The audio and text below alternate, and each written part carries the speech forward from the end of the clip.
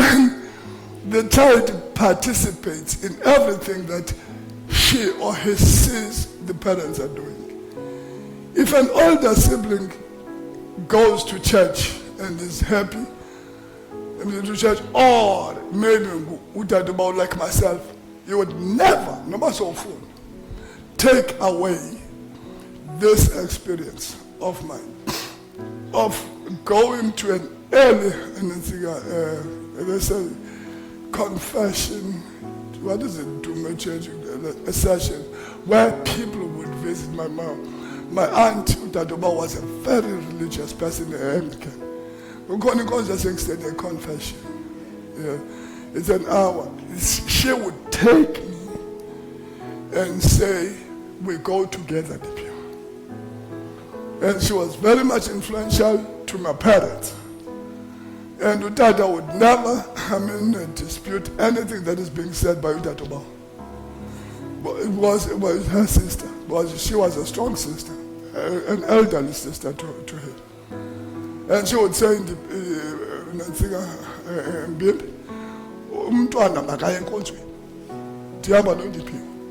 so she played a very important role to emphasize me. Nobody have followed the coupe and the Kenya talk, because the order, not any the spiritual, I'm okay, but the order will never take it away. So, because they learn how to trust their environment, the space around them. Trust what is being done by my father, my mother, my siblings. And it's a shame when you expose them to friends and you have no say to them. And it's shame also when you begin to throw them at school, you give them the school is disturbing my children. And that simply will contribute. In this way, children begin to internalize the rhythms and values of their spiritual and cultural heritage. People are strong in their culture. It was never instilled when they were old. I watched the Isibos. Then when their daughter was getting married, all what they did there, I envied. And I said, this is not something we can copy, Tina, here, because we don't have. Because Tina, we lose our culture. The cultural, what is considered to be cultural heritage is all about events. It is not instilled at home.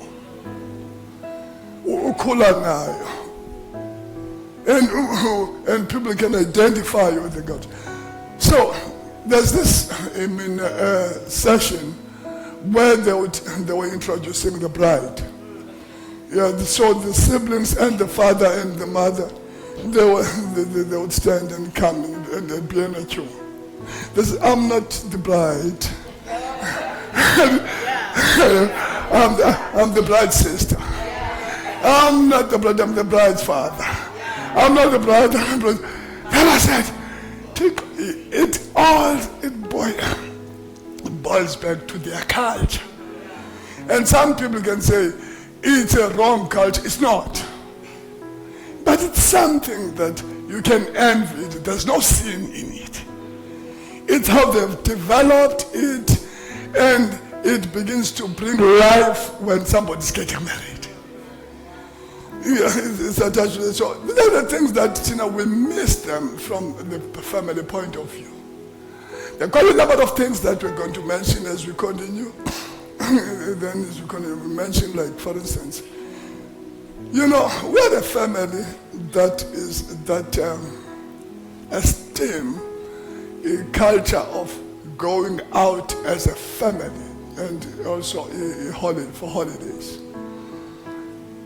That we did it way back, whether we have money or no money. We would go do things according to what we have. But we would make sure that a holiday becomes a holiday. We'll look for the space that is there, so that the whole family can be. I'm telling you, whether Usanelsi or OP, she calls, what is happening in this December? Where are we going? I mean, January, where are we going? And then, when they were growing up, it was always sometimes a little bit heavy. I mean, not taxing, but you can feel it from your side as a father. But this year, they introduced something. They said, every family member who's working must contribute so much for holidays, so that it does not become a burden to my father. This December, and then why are we dropping this? We're dropping the card sell later. And then sell later will be paying. I know she will be handing it over to all her kids.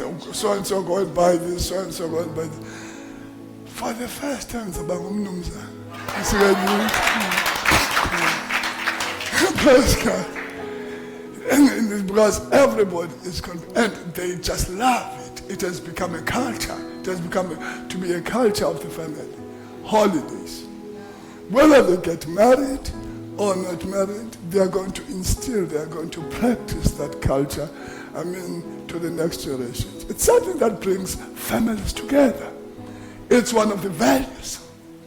So, going up, so now, we were saying, we spoke about that in a human group. So, the years, or the days immediately follow, or the years immediately following the first 1,000 days are also a very important phase in human development. While children remain very dependent on others or siblings or the family and unable to function at that stage or survive on their own for a decade or so, they are less vulnerable and can increasingly participate in ordinary human activities.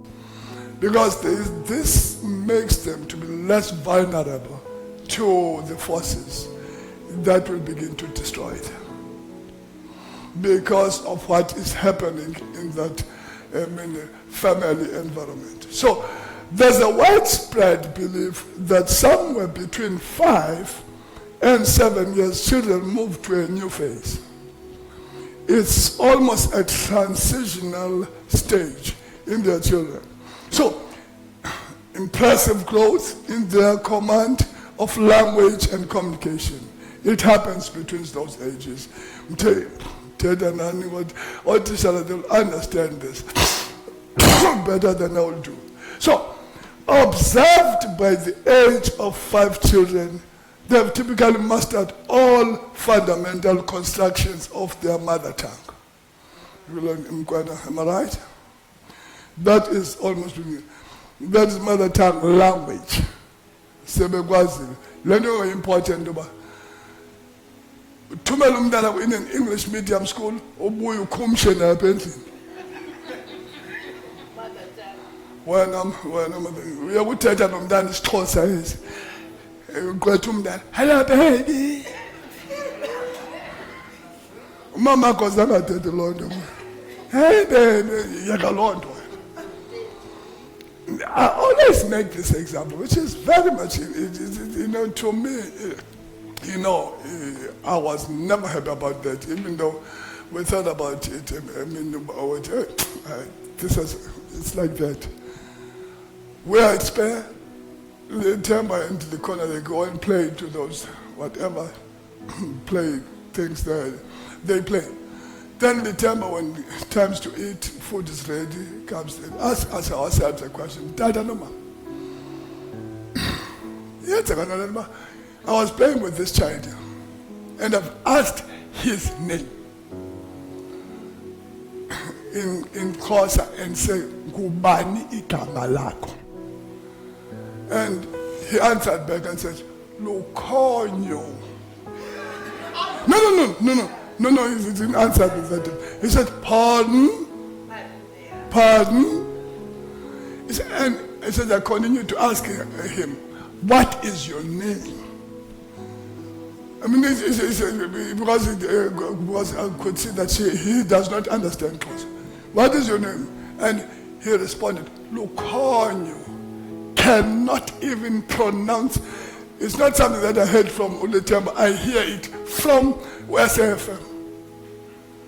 And you begin to understand the origins of this child is a Xhosa child. What happened with the parents? There's this tendency of, and because in language is intertwined with the culture. There's nothing, culture yet, it's a culture that is based on respect. And you have lost it. And how does a child, and somebody umthumela kuye esikolweni nguye omenze wathi lukhonyo.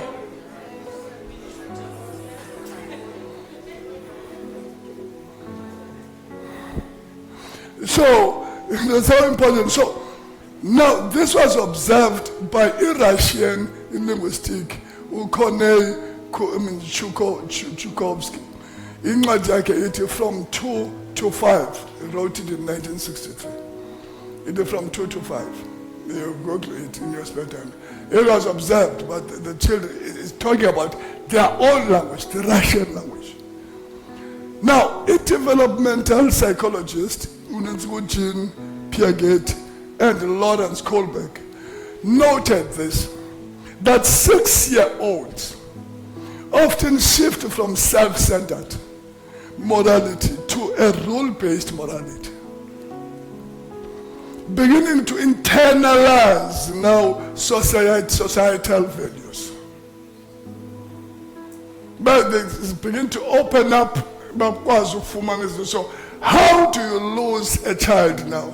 You must mark this. Let me repeat this so that for those who might not understand, it says, Jean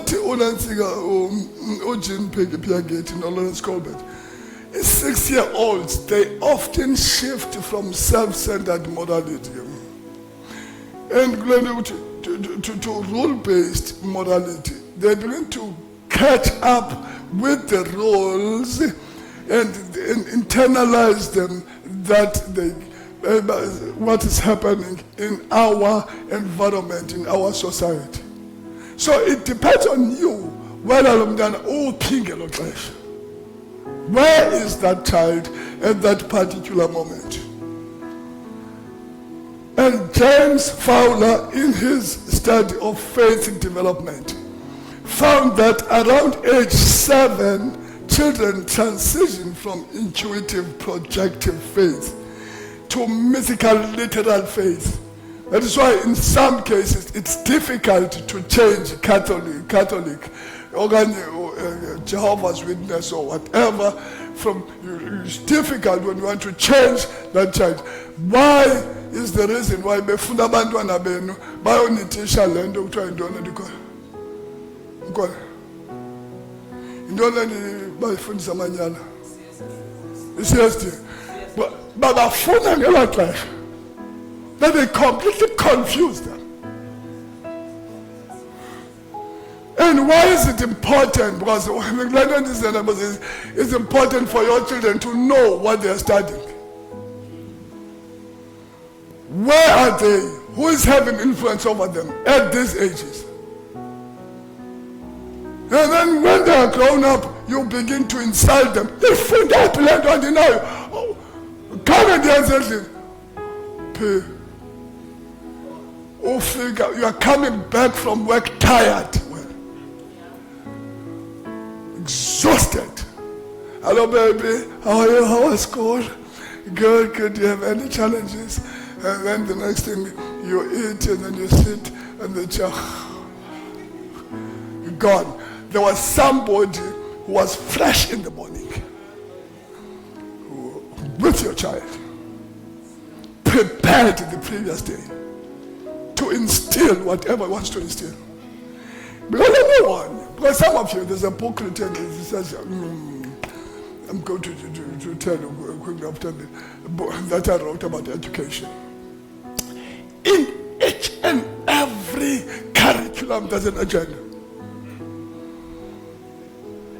There's an agenda. Parents, unfortunately, they don't even worry about, if I take a child to school, what is the agenda? What is the agenda behind the curriculum? What is going to be instilled in the child? A very brilliant person, Manoa, whom his wife came back and said, there was somebody who told me that I'm going to have a baby, and then Manoa said, this you must not forget. But how are we going to, what manner of a child is going to be this? How are we going to raise her? If those questions you have answer, you'll just adopt whatever it is there. And like the parents that say, children are all like this. So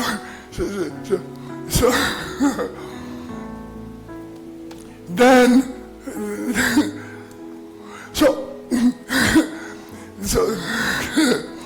the saying that says, give me the child for the 7 years, for the first 7 years, and I'll show you the man, or similar versions. It's often attributed to Ignatius of Loyola, the founder of Jesuits. So now what we do, for 7 years, for somebody to create a foundation. And so kumsha nathi nje mana sinangxaki yalonto into oyifunayo wena mntaneni. I want to repeat this, that in each and every curriculum there's a hidden agenda. And unfortunately we are not the person who have developed that curriculum. Those who wanted to see the outcomes, because every curriculum is outcome based. And these people, they just don't just say, let's start this. They sit down and say, who told your computer will know?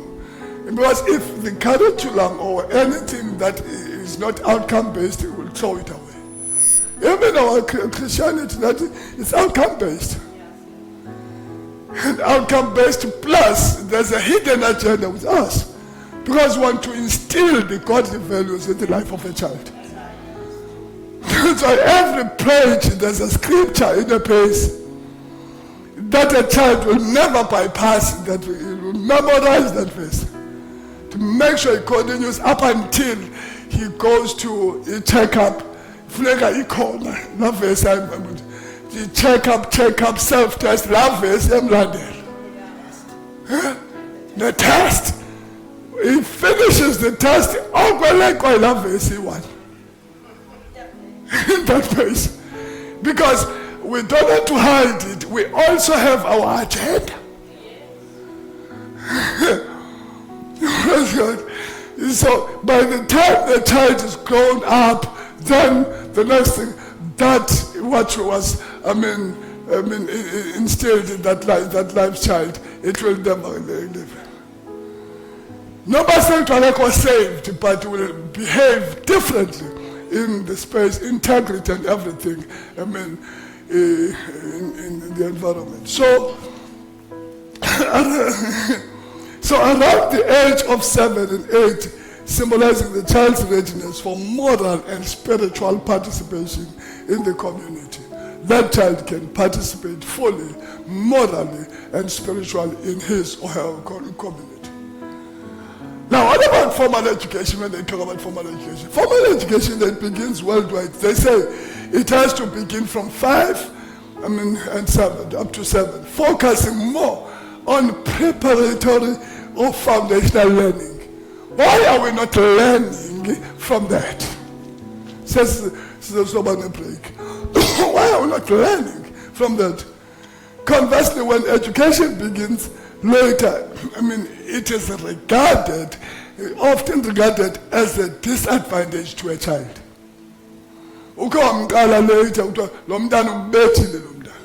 It's a disadvantage to a child. Sometimes seen as neglect or even violation of their basic human rights. Kutsho ilizwi. Whether you don't want to tie that with the values that you have to instill. Whether that child is ready to form up with the foundations and everything to the life of that child.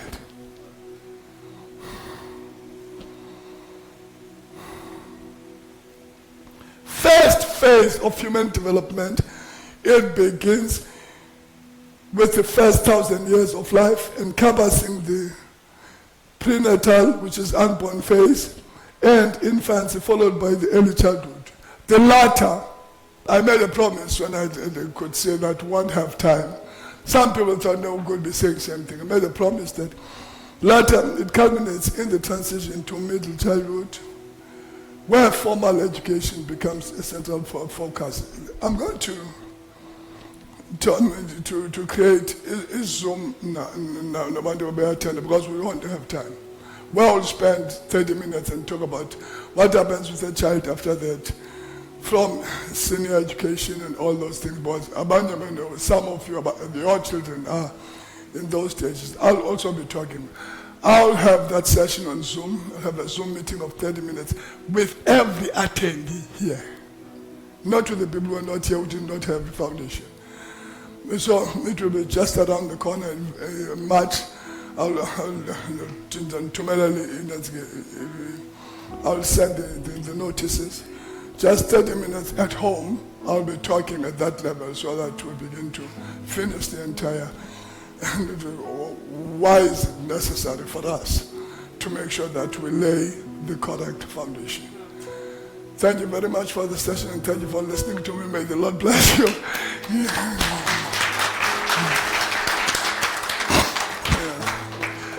So we'll have just 10 minutes of stretching and refreshing.